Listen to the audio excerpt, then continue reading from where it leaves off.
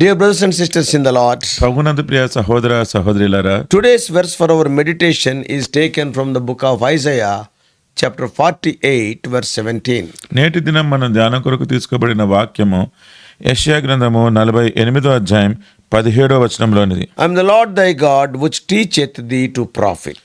నీకు ప్రయోజనము కలుగునట్లు నేను నీకు ఉపదేశము చేయుదును. We know that the Lord, the Holy One of Israel, మనకి తెలుసు మన దేవుడు ఆయన ఇశ్రాయేలీయులలో పరిశుద్ధుడు, and who rescued his people from the Egyptian enslavement. ఐగుప్తు బానిసత్వం నుంచి తన ప్రజలను ఆయన విడిపించినాడు. He is the same Almighty God who graciously redeemed us from the sinful past. మన గతంలో ఉన్న పాపం నుంచి కూడా మనల్ని ఎంతో కృపతోటి విమోచించిన దేవుడని మనం ఎరుగుతాం. And just as the Israelites came under the blood of the slain lamb, ఇశ్రాయేలీలందరూ కూడా అక్కడ బలిగా గావించబడిన గొర్రె పిల్ల రక్తము కిందకి వచ్చినట్టు, so they applied that blood of the lamb on their doorposts and side posts. ఆ గొర్రె పిల్ల రక్తాన్ని వాళ్ళ గుమ్మాలకి రాసుకున్నట్టు పూసినట్టు, నిలువు కమ్ములు అడ్డకమ్ములకి, నిలువ కమ్ములకి అడ్డకమ్ములకి పూసినట్లు. so when we believed in the efficacy of the precious blood of Lord Jesus మనం Christ, ఎప్పుడైతే ప్రశస్తమైన యేసుక్రీస్తు ప్రభువు రక్తం యొక్క శక్తి మీద ఆధారపడినామో, we are redeemed from our sinful state. అది నమ్మినప్పుడు మనము కూడా మన పాప స్థితి నుంచి విమోచించబడినాం. After saving us, he does not leave us to our own plight. మనలను రక్షించిన తర్వాత మనకి ఆయన విడిచిపెట్టేయలేదు. He promises to teach us those things that would benefit us. మనకి మేలు కలిగించే విషయాలను ఆయన మనకి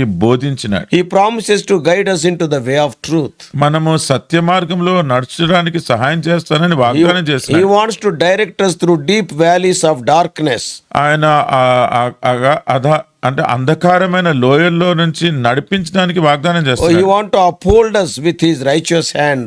ఆయన తన నీతి గల హస్తంతో, దక్షిణ హస్తంతో మనల్ని ఎత్తిపడతానంటున్నాడు. And the Spirit of God who led the people of Israel out of Egypt, దేవుని ఆత్మ ఎవరైతే ఇశ్రాయేలీయుల ప్రజలను ఐగుప్తు నుంచి విడిపించిందో, that was Spirit which divided the Red Sea before them, ఏ ఆత్మ అయితే వారి ఎదుట ఎర్ర సముద్రమును రెండు పాయలుగా or the చేసిందో, Spirit who led them through the desert, ఏ ఆత్మ అయితే వాళ్ళని అరణ్యంలో నడిపించిందో, or the Spirit who rained down manna from heaven and divided river Jordan, ఏ ఆత్మ అయితే ఆకాశం నుంచి మన్నాను కురిపించి యోర్దాను నదిని భాగించిందో, the Spirit which enabled them to enter into the promised land, ఏ ఆత్మ అయితే వారిని వాగ్దానపు దేశంలోనికి ప్రవేశింపజేసిందో, it is He, the same Holy Spirit who teaches and trains us also in the way we should go. అదే ఆత్మ, అదే పరిశుద్ధాత్మ మనకి కూడా ఏ మార్గంలో నడుచుకోవాలో ఆ విషయాలన్నీ కూడా నేర్పిస్తుంది, బోధిస్తుంది. So He guards us and He guides us during our sojourn on earth. ఈ లోకంలో మనం చేసే యాత్రలో ఆయన మనల్ని భద్రపరుస్తాడు, ఆయన మనల్ని నడిపిస్తాడు. God Himself is our teacher.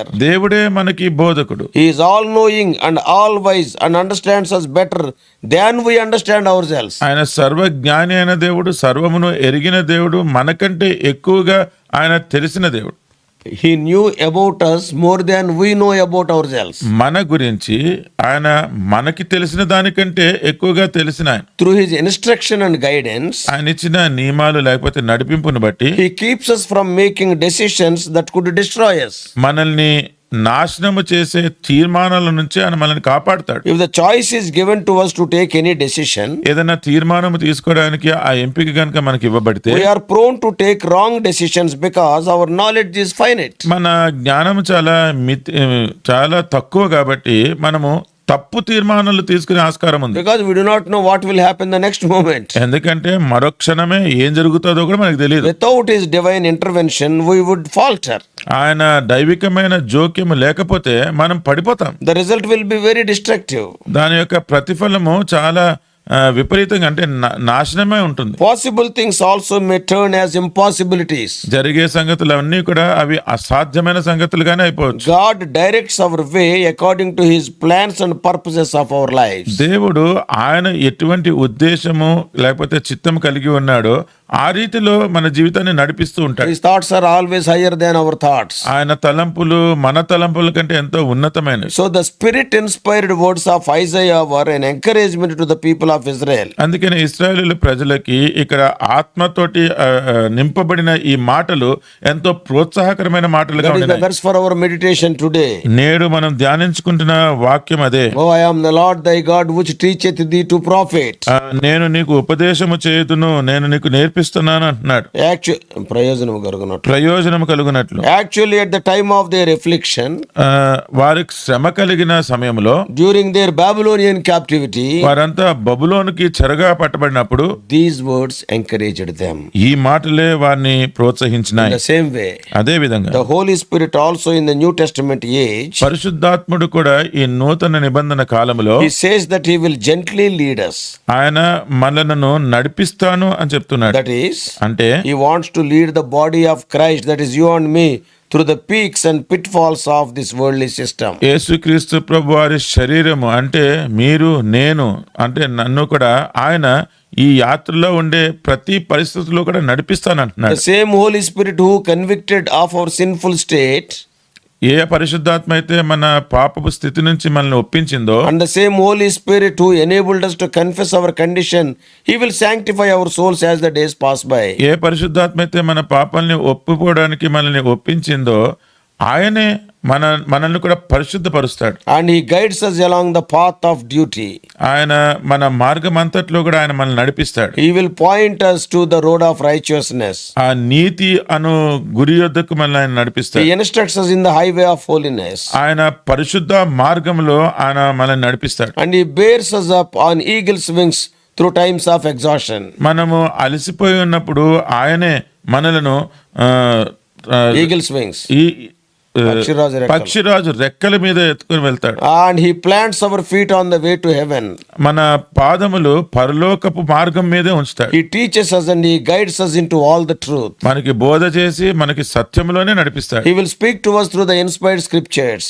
ఈ లేఖనాల ద్వారా మనతో ఆయన మాట్లాడతాడు. He unveils the gracious character of God to us. దేవుని యొక్క కృప కలిగిన ఆయన గుణలక్షణాలన్నీ కూడా మనకు బయలుపరుస్తాడు. He teaches us to live a life that is pleasing to him. ఆయన దృష్టికి అంగీకారమైన జీవితం జీవించినట్లుగా ఆయన మనకి నేర్పిస్తాడు. And he directs us in the most beneficial way. ఎంతో మేలు కలిగించే మార్గంలోనే ఆయన మనం నడిపిస్తాడు. For this, దీనికి we must have a teachable spirit. We must be teachable.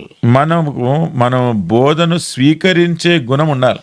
Today, many born again people became stagnant in their spiritual journey. నేటి దినము ఎంతో మంది తిరిగి జన్మించిన వారు ఆత్మీయ జీవితంలో స్తబ్దతలు అంటే అలాగే ఆగిపోయి ఉన్నారు. They are not willing to be guided by the Holy Spirit. వారు పరిశుద్ధాత్మ ద్వారా నడిపించబడడానికి వారు అంగీకరించట్లేదు. They neglect the voice of God. ఆ దేవుని స్వరమును వారు నిర్లక్ష్యం చేస్తున్నారు. They neglect the guidance of the Holy Spirit while they take decisions in their life. వారి జీవితాలలో తీర్మానాలు తీసుకునేటప్పుడు పరిశుద్ధాత్మని యొక్క నడిపింపును వాళ్ళు అశ్రద్ధ చేస్తున్నారు. We must have a teachable spirit. మనము బోధకు స్వీకరించే గుణం కలిగి ఉండాలి. Then the Lord can lead and guide us in the way of truth. అప్పుడు సత్య మార్గంలో దేవుడు మనల్ని నడిపిస్తాడు, తీసుకెళ్తాడు. You will get God's best in your life and need not settle for the next best. అందుకనే మనం ఏదో మంచిదని మనం అనుకున్న దానికంటే కాకుండా దేవుని యొక్క మంచినంతా కూడా మనం పొందుకోగలుగుతాం. And whatever is best in God's sight, we can get it. దేవుని దృష్టిలో శ్రేష్టమైనది ఏదో అదంతా కూడా మనం పొందుకుంటాం. Our own ways turns to be destructive. మన మార్గాలన్నీ కూడా నాశనానికే. Therefore, as a child of God, in every decision you take, acknowledge his guidance. అందుకనే దేవుని బిడ్డగా నీవు తీసుకునే ప్రతి తీర్మానంలో కూడా దేవుని యొక్క నడిపింపును ఒప్పుకో. It is important that we must spend time listening to him. ఆయన స్వరము వినడానికి సమయం గడపాలనేది చాలా ప్రాముఖ్యం. Oh, he teaches us what is right. ఏది సరి అయినదో ఆయన మనకి బోధిస్తాడు. Sometimes the choices we make not only affects us, కొన్నిసార్లు మనం తీసుకునే తీర్మానాలు అవి మన మీదే ప్రభావం చూపించడం కాదు, but also the people around us. మన చుట్టూ ఉన్న వారి మీద కూడా ప్రభావం చూపిస్తాయి. All of them not only make a definite impact upon our present and future, but also affect our family and our friends also. అవన్నీ మన ప్రస్తుత జీవితము తర్వాత భవిష్యత్తు జీవితం మీద ప్రభావితమే కాకుండా అవి మన కుటుంబం మీద అలాగే సమాజంలో కూడా అవి ప్రభావితం Yeah, చూపిస్తాయి. sometimes the pastor will be there. The decision he will take, it will affect the whole church. కొన్నిసార్లు ఒక పాస్టర్ ఉంటాడు, ఆయన తీసుకున్న తీర్మానం అది సంఘానంతా కూడా ప్రభావితం చేస్తుంది. So we are not on an island unto ourselves. అందుకనే మన స్వంత ద్వీపంలో మనం ఉండేటువంటి వారం కాదు. Yeah, therefore you have to decide which way to go when it comes to raising your son or daughter. అందుకనే నీ కుమారుణ్ణి కుమార్తెను వాళ్ళని పెంచే విషయంలో ఎటువైపు మీరు వెళ్ళాలో దానికి నడిపింపు కావాలి. How to spend your money, మీ డబ్బు ఎలా ఖర్చు పెట్టాలో, in your business or in your family life, మీ వ్యాపారము గానీ లేకపోతే మీ కుటుంబ జీవితంలో, and how to behave in your ministry and your relationships. మీ పరిచర్యలో మీ సంబంధాలలో ఎలాగ ప్రవర్తించాలి. Look unto the one that is Jesus Christ who can see everything. అన్ని చూడగలిగే యేసుక్రీస్తు ప్రభు, ఆయన వైపు మీరు చూడండి. Before I close, నేను ముగించే ముందు let me mention at least 4 practical steps in order to be able to hear God's leading. దేవుని యొక్క నడిపింపు మనము ఆలకించాలి, వినాలి అంటే దానికి 4 క్రియాపూర్వకమైన సంగతులు చెప్తాను. Number 1, మొదటి, they are so simple, అవి చాలా సులువైనవి, easy to understand. చాలా సులభంగా అర్థం చేసుకోవచ్చు. Number 1, మొదటిది, don't head into any day without praying for his guidance. మీరు ప్రార్థన చేయకుండా అసలు మీ దినాన్ని ఎప్పుడు కూడా ఆరంభించదు. Secondly, రెండవది, read the Bible with a seeking heart. మీరు ఏదో దేవుని కొరకు వెతుకుతూ ఉండే హృదయంతోటి బైబిల్ని చదవండి, And with a desirous heart. అంతే ఒక కోరిక ఆశ కలిగిన హృదయంతో. And thirdly, మూడవది, incline your ear to the still small voice while meditating. మీరు ధ్యానం చేస్తూ ఉన్నప్పుడు దేవుని యొక్క మెల్లనైన స్వరము వినడానికి మీ చెవులను శ్రద్ధతోటి ఆలకించేటట్టుగా ఉంచండి. And fourthly, నాలుగవది, when God speaks, దేవుడు మాట్లాడినప్పుడు always obey. ప్రతిసారి విధేయత చూపించండి. Oh, may God help you and teach you, things for your own profit. దేవుడు మీ యొక్క సొంత లాభము కొరకే, మీ మేలు కొరకే ఆయన మీకు సహాయం చేసి మీకు బోధించును గాక. Let us pray. ప్రార్థన చేసుకుందాం. Loving Heavenly Father, ప్రేమ కలిగిన పరలోకపు not తండ్రి, only delivering us from our sinful state, but thou art planning so many, oh Lord, profitable things for our own lives. మా పాపపు స్థితి నుంచి మమ్మల్ని విడిపించడమే కాకుండా మా జీవితాలలో ఎంతో మేలైన విషయాలు మీరు మా గురించి ఆలోచిస్తున్నారు. You are a good God. మీరు మంచి దేవుడు. Just now as we have heard, ఇప్పుడే మేము విన్న రీతిలో 4 important things we may not neglect. 4 విషయాలు మేము అలక్ష్యం చేయకుండా ఉందము గాక. Help us not to start any day without, oh Lord, praying, without talking to you.